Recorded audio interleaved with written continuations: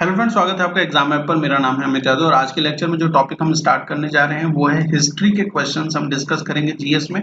Important question है, हर set में मैं 25 क्वेश्चंस इंपॉर्टेंट क्वेश्चंस आपसे डिस्कस करूंगा जो आपके एग्जाम दिल्ली पुलिस की अगर आप तैयारी कर रहे हो, यूपी पुलिस, एसएससी, सीपीओ और यूपी ट्रिपल एससी लेखपाल की अगर आप तैयारी कर रहे हैं तो इन सारे एग्जाम्स के लिए ये क्वेश्चंस इंपॉर्टेंट रहने वाले हैं। हिस्ट्री की एक बार हिस्ट्री खत्म हो जाएगी, उसके बाद मैं आपको जीए ज्योग्राफी कराऊंगा, फिर साइंस, पॉलिटी, मतलब पूरी की पूरी जीएस हम क्वेश्चंस के माध्यम से पढ़ेंगे।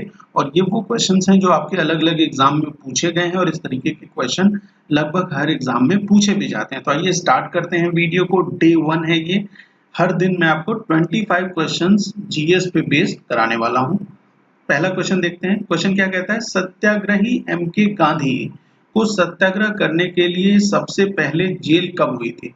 तो जो मोहनदास करमचंद गांधी हमारे राष्ट्रपिता हैं, उनको जेल सत्याग्रह करने के लिए सबसे पहले 1908 में साउथ अफ्रीका में हुई थी, क्योंकि वहां पे उन्होंने एक कानून का विरोध किया था, उसके लिए उन्होंने सत्याग्रह किया था, जिसकी वजह से उन्हें साउथ अफ्रीका में 1908 में जेल हुई थी। इंपॉर्टेंट क्वेश्चन है ये। अगला क्वेश्चन पे आते हैं। नेक्स्ट क्वेश्चन क्या कहता है, भारत में प्रथम सूती कपड़े का कारखाना कहाँ स्थापित किया गया था? ये भी एक इंपॉर्टेंट क्वेश्चन है, कई बार एग्जाम में पूछा गया है कि सूती कपड़े का कारखाना प्रथम भारत में कहाँ स्थापित हुआ? तो मुंबई में। मुंबई वो जगह है जहाँ पे सूती कपड़े का कारखाना सर्वप्रथम स्थापित किया गया। और ये किस सन में अगर स्थापित किया मैं वो बताऊं आपको, तो 1853 ईस्वी में जो सूती कपड़े का पहला कारखाना मुंबई में स्थापित हुआ। बहुत इंपॉर्टेंट क्वेश्चन है। आइए नेक्स्ट क्वेश्चन की तरफ चलते हैं। अगला क्वेश्चन क्या कहता है, इंकलाब जिंदाबाद का नारा सबसे पहले किसने लगाया था? बहुत ही प्रचलित नारा है। जो स्वतंत्रता संग्राम था उस समय ये नारा सबसे ज्यादा प्रचलित था। और इसको लगाने वाले जो महान व्यक्ति थे वो कौन है? भगत सिंह ने सबसे पहले इंकलाब जिंदाबाद का नारा लगाया था। बहुत इंपॉर्टेंट क्वेश्चन है। अगले सवाल पे चलिए। सेंट फ्रांसिस जेवियर का पार्थिव अवशेष निम्नलिखित में से किस स्थान पर रखा गया है? बात कर रहे हैं यहाँ पे सेंट फ्रांसिस जेवियर के पार्थिव अवशेष के बारे में। इस सवाल का जो सही उत्तर है वो है basilica of Bom Jesus, Goa में सेंट फ्रांसिस जेवियर के पार्थिव अवशेष को रखा गया है। बहुत इंपॉर्टेंट क्वेश्चन है ये भी। अगले क्वेश्चन पे चलते हैं।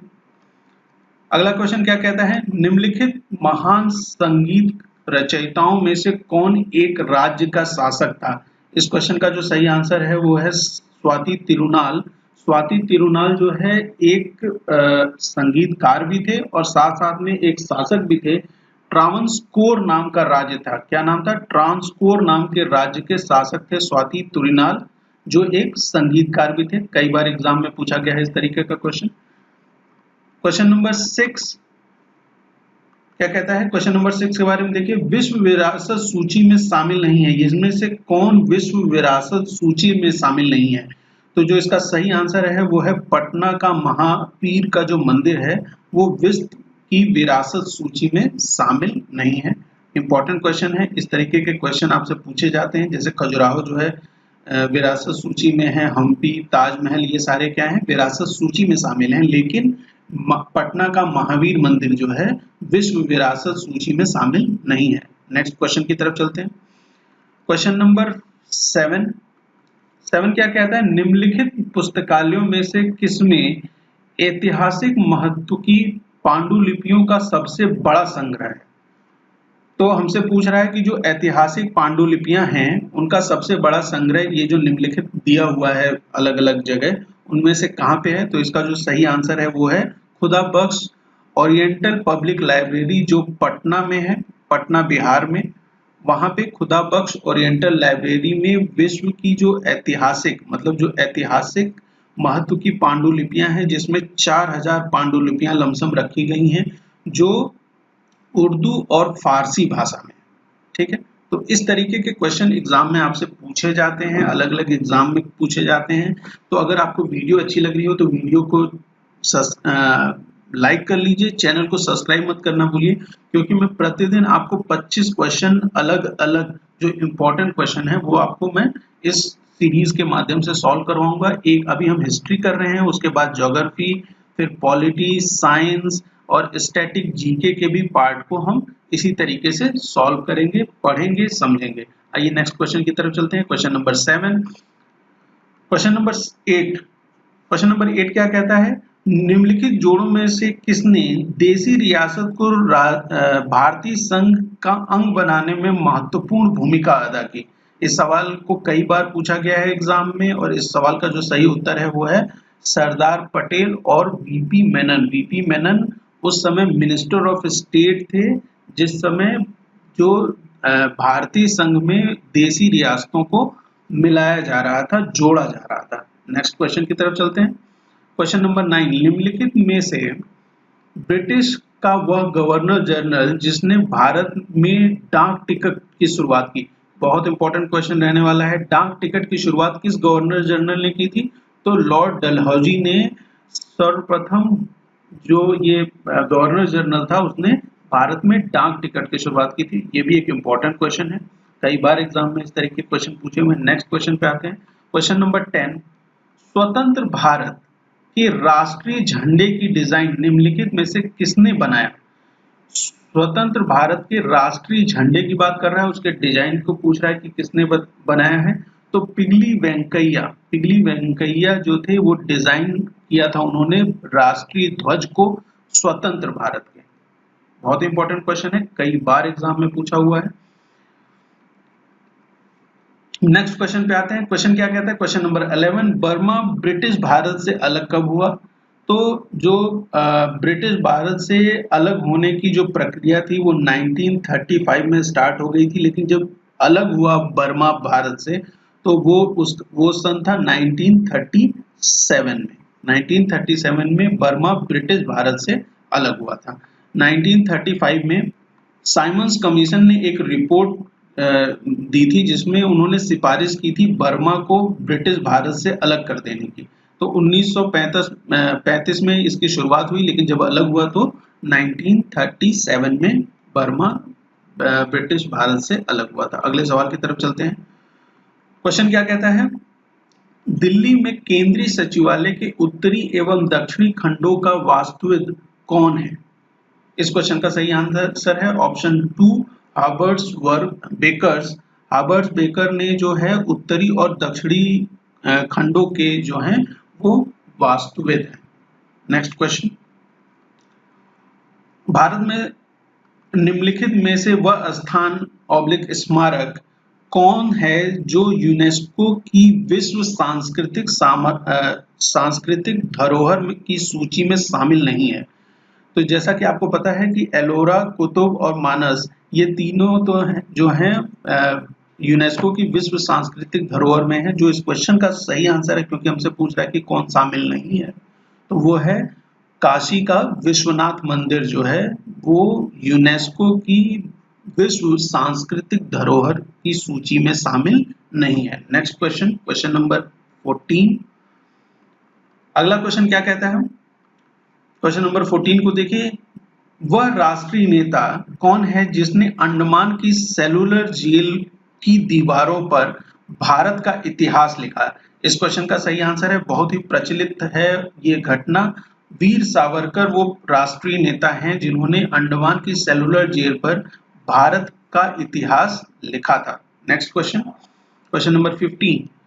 क्वेश्चन नंबर 15 क्या कहता है? भारत की किस शहर / नगर में मोहम्मद अली जिन्ना नाम की मीनार है? मीनार के बारे में पूछ रहा है, किसकी मीनार? मोहम्मद अली जिन्ना की। और ये कहाँ पे है? गुट्टूर आंध्र प्रदेश में है। कहाँ पे है? गुट्टूर आंध्र प्रदेश वो जगह है जहाँ पे मोहम्मद अली जिन्ना की मीनार है। नेक्स्ट क्वेश्चन, अगला क्वेश्चन, क्वेश्चन नंबर 16 क्या कहता है? रॉयल सोसाइटी ऑफ लंदन के फेलो बनने वाले सबसे पहले भारतीय कौन थे? रॉयल सोसाइटी ऑफ लंदन के फेलो बनने वाले सबसे पहले भारतीय थे AC वाडिया जो हैं वो पहले भारतीय हैं जो रॉयल सोसाइटी ऑफ लंदन के पहले फेलो बने थे। नेक्स्ट क्वेश्चन, निम्नलिखित में से किस नेता की हत्या नहीं की गई थी? सवाल है क्वेश्चन नंबर 17, कौन से ऐसे नेता हैं जिनकी हत्या नहीं हुई थी? तो उसका जो सही उत्तर है ऑप्शन नंबर 3, मोहम्मद अली जिन्ना बीमारी की वजह से मरे थे, उनकी हत्या नहीं हुई थी। तो जो सही आंसर है वो क्या है? मोहम्मद अली जिन्ना वो नेता हैं जिनकी हत्या नहीं की गई थी।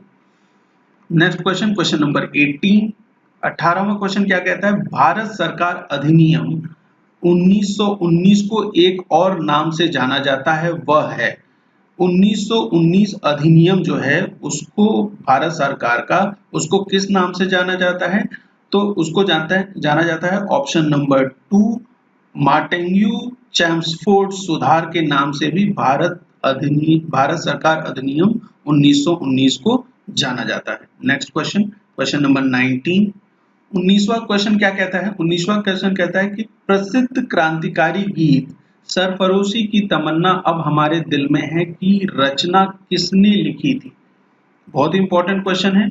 जो गीत है सरफरोशी की तमन्ना अब हमारे दिल में है, इसकी रचना किसने की थी ये पूछ रहा है। इस क्वेश्चन का सही आंसर है ऑप्शन 4, राम प्रसाद बिस्मिल। बहुत बार ये क्वेश्चन एग्जाम में पूछा गया है, इंपॉर्टेंट क्वेश्चन है ये। इस तरह के क्वेश्चन को और देखने के लिए और इस सीरीज को ज्वाइन करने के लिए हमारे चैनल एग्जाम ऐप को सब्सक्राइब करना मत भूलिए। आइए नेक्स्ट क्वेश्चन पे चलें। क्वेश्चन नंबर 20, बहुत इंपॉर्टेंट क्वेश्चन है, बहुत बार एग्जाम में पूछा गया है, अलग अलग एग्जाम के भी पॉइंट ऑफ व्यू से बहुत इंपॉर्टेंट है कि भारत का पहला वायसरॉय कौन था? तो लॉर्ड कनिंग जो है वो भारत के पहले वायसरॉय थे। Option 1 of Lord cunning Bharat का पहला वायसरॉय था। अगला क्वेश्चन, क्वेश्चन नंबर 21, अमर राष्ट्र गीत वंदे मातरम के रचयिता के बारे में पूछ रहा है। कौन है वंदे मातरम का रचयिता? ये है बंकिम चंद्र चट्टोपाध्याय। वंदे मातरम जो गीत है राष्ट्रीय गीत उसके रचयिता हैं। इंपॉर्टेंट क्वेश्चन रहेगा आपके एग्जाम के लिए। नेक्स्ट क्वेश्चन पे आते हैं, क्वेश्चन नंबर 22, 22वां, किस वर्ष बंकिम चंद्र चट्टोपाध्याय ने आनंद मठ लिखा? आनंद मठ किस वर्ष में लिखा गया? तो 1882 ईस्वी में बंकिम चंद्र चट्टोपाध्याय ने आनंद मठ लिखा और इसी आनंद मठ में वंदे मातरम गीत भी है जो हमारा राष्ट्रीय गीत है। नेक्स्ट क्वेश्चन, नेक्स्ट क्वेश्चन क्या कहता है? Question number 23, India wins freedom आत्मकथा है, किसकी आत्मकथा इंडिया विंस फ्रीडम है? तो इस क्वेश्चन का सही उत्तर रहने वाला है अब्दुल कलाम आजाद की जो आत्मकथा है उसको किस नाम से जाना जाता है? इंडिया विंस फ्रीडम के नाम से जाना जाता है। इंपॉर्टेंट क्वेश्चन है, इस तरीके के क्वेश्चन आपके एग्जाम में पूछे गए हैं।